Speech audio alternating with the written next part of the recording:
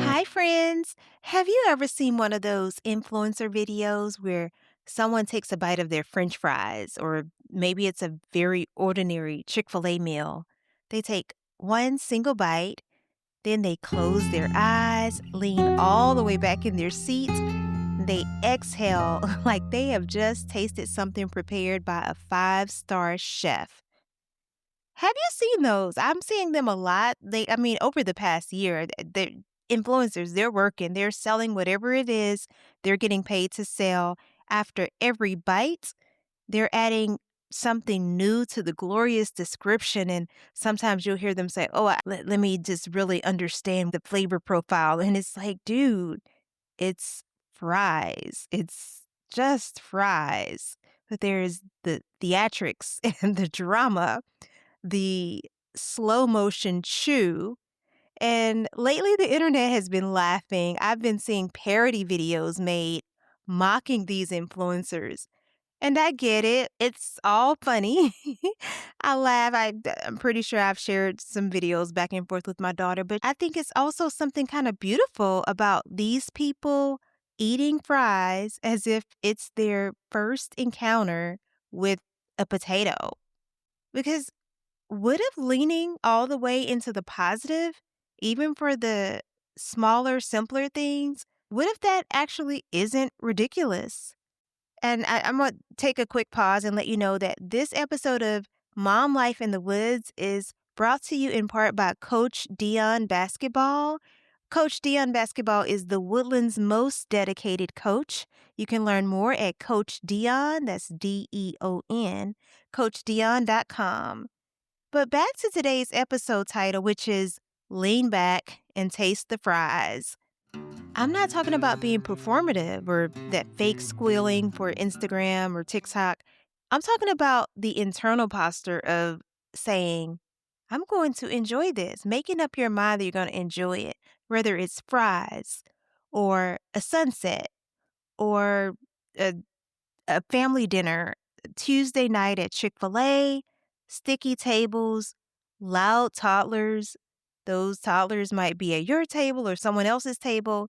What if we allowed ourselves to lean back and savor it instead of immediately analyzing it, critiquing it, comparing it, especially here? And when I say here, I mean like our area. If you live in the Woodlands or anywhere similar, an affluent area, you know what I mean. We get a lot. We see a lot. We get to do a lot. We taste a lot, experience a lot. I've been publishing WoodlandsMommy.com for about 2 decades, and I have added tens of thousands of awesome, wonderful community events to the events calendar. Most of the events are free, just things that the community offers. Go and enjoy. There is no shortage of amazing. There are new eateries popping up on the scene, new cuisines, and new this, new that. It's really a gift. But here is the danger. When you experience amazing all the time, or most of the time even, you start to become harder to impress. I think about the 4th of July fireworks here. If you've lived here for 20 years, 20 plus years like I have, you've seen that fireworks show again and again. And I feel like it goes on forever. I don't know, what is it, 20 minutes, 25 minutes? Sometimes it feels like an hour. And it's not just the 4th of July. We are doing it now for Memorial Day and some of the other occasions. And first time I saw it, man, I was captivated. I remember feeling emotional, like, wow, we live here and we have a front row seat to these wonderful fireworks. But now, guys, I gotta be honest with you. Sometimes 5 minutes into it, and I am so over it. I'm not looking at the sky anymore. I'm just kind of waiting on it to be over with already. Maybe I'm on my phone or just whatever. We get out there, sometimes it's in the parking lot, just waiting on the show to start, and then it's not, it doesn't feel as spectacular anymore. Just thinking about it makes me kind of sad. And it's not because the fireworks have changed. The fireworks have gotten even better. They've learned how to do all these fancy design, but it's us. We've changed. Now, that's not meant to be a criticism. It's just human nature. Our brains normalize things. What was once breathtaking becomes ordinary background stuff. If we're not careful, we start rushing past beautiful things because they're familiar to us. And familiarity can quietly take away delight. And here's one of the areas where it really matters. Our kids are studying how we respond to the world. And when I say kids, you guys know I'm not just talking about our toddlers, our preschoolers, our element. I'm talking about teenagers, adult kids, because I still pay attention to how my mom responds when something happens. If we're constantly critical, if we nitpick at every restaurant, complain about every event, roll our eyes at the fireworks. I don't roll my eyes at the fireworks, but I do feel like, okay, enough already. Let's get the show on the road or let's get out of here. But if we're not showing appreciation, if we're scrolling our phones before the fireworks are even over, our kids start to absorb that posture. Even when ordinarily it's something that would have impressed them or something that would have delighted them, they learn from us what is worth or quote unquote worth being excited about. They watch us. And I don't know about you, but I want my children to be easily delighted. I want them to think that the fries are amazing. I want them to clap for the fireworks, even if they've seen it a year ago or 5 months ago. I really want them to enjoy simple things. Saying this reminds me of something that happened years ago. I don't know how long ago, at least 3 or 4 years, on WoodlandsMommy.com. One day on Facebook, I posted what sounded like a very dramatic negative review of a day spa. I I went on and on about how disappointing it was, how the service was not great, how I would not recommend Jasmine's Day Spa, and I listed all the reasons why. And then at the very end of the post, I wrote something like, well, she's only 8 years old and she's still learning, so maybe I'll give her another chance because it was my daughter's little pretend day spa. And I just thought it was funny. But what stuck with me wasn't the actual joke. It was a comment from one of my longtime readers. She said, dang, I thought this was real at first. I was about to say, wow, she never posts negative about anything. And just reading that comment stopped me because she was right. I really don't. Now, that doesn't mean I haven't been disappointed. Of course I have. Lived here for 20 years. I've had the cold fries, the bad service. I've experienced things that weren't my favorite.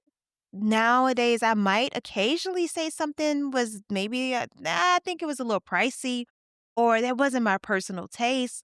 But overall, I try to look for the good, not because everything is perfect, but because I want to foster a community that leans toward gratitude instead of criticism. And that reader noticing that, that actually meant something to me. And it told me that the tone we choose over time becomes our reputation. There's this phrase that I've heard over the years. It's called fake it until you make it. You've probably heard that before. A lot of times we think of it in a financial or success sense, but I have always loved that phrase in a different way. Sometimes what we speak can shape our experience. If you woke up and say, oh, it's going to be a long day, guess what? It's probably going to be a long day. It's probably going to feel like a long day. If you wake up and say, oh, it's such a beautiful day, your brain starts to look for evidence that it's a beautiful day. When you say out loud, these fries are so good, you start tasting them differently. When you say, this is such a fun night, your heart softens into the moment. Gratitude isn't denial, it's direction. It directs your attention. And here's another layer to this. We live in a scroll heavy world. I know everybody is not on social media. I bring it up a lot because most of us are. We're constantly shown the best version of everything: the most exotic vacation, the most curated birthday party, the most aesthetic dinner table. When I think about that, I think about, how they have the gender reveals, where it used to be you cut into a cake, and if that cake was pink on the inside, it's a girl. If it was blue on the inside, it's a boy. And it was such a novel and interesting and fun thing to just cut into that cake. And everybody who's there with you can see, girl or boy. It was just the cool thing to do. But oh no, we are well beyond that. We have to have skydivers and fireworks and all kinds of things to make that gender reveal feel worthy. There's an old sonnet that you probably heard of this. I remember having to read this poet in high school, I guess. How do I love thee? Let me count the ways. And I've always loved that line because it implies something important. Love grows when you count it. Appreciation grows when you can name it. And what if we approach life that way? How do I love this town? Let me count the ways. How do I love my family? Let me count the ways. Not let me complain. Let me count the ways. How do I love this ordinary Tuesday? Honey, let me count the ways. Not in a forced, over the top way, pretending everything's perfect, but intentionally noticing. And you might be listening to this thinking, oh, shouldn't gratitude just naturally overflow? Well, I don't think it always does. I think sometimes gratitude needs structure. And that's where something like a simple gratitude journal comes in. And I know it sounds a little Pinterest, sounds a bit 2012, but hear me out. There is something very powerful about physically writing down 3 things I loved about today. Not the big social media worthy things, but the small things. The sound of my 20-year-old and my 12-year-old laughing together, holding a 30-minute conversation, just enjoying each other. The way the fries were actually really good. When you count the ways, your brain starts looking for ways. And that shifts everything, especially in a place like the Woodlands. It's so easy to focus on what's missing or what could be better or what didn't impress us. But what if instead of saying, that was fine, we say, that was lovely? What if instead of saying, seen it before, been there, done that, we say, I'm glad we're here? Counting the ways keeps abundance from feeling ordinary. So here's what I want you to try this week. It's always going to be something practical. So here you go. Assignment. For 7 days, at the end of each day, write down 5 things you appreciated. They can be tiny now. In fact, the tinier, the better. And if you really want to lean into it, say one of them or all of them out loud in front of your kids. Let them hear you count the ways.